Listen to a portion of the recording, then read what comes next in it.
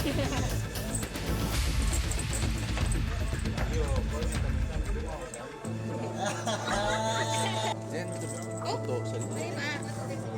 kami untuk kami tindak.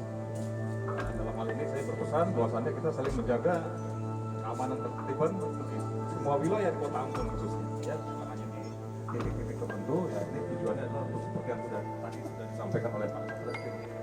Kita menjelang pemilu ini kita sama-sama masyarakat, polisi dan seluruh elemen masyarakat lainnya menjaga keamanan tertiban di nasional. Ini kan saya sampaikan, ya. Mungkin masih ada satu lagi pertanyaan, silakan. Ada yang mau disampaikan? Silakan. Ya, cukup ya. Terima kasih atas kehadirannya. Mohon untuk diberitakan ini jembatan. Download Tribun X sekarang.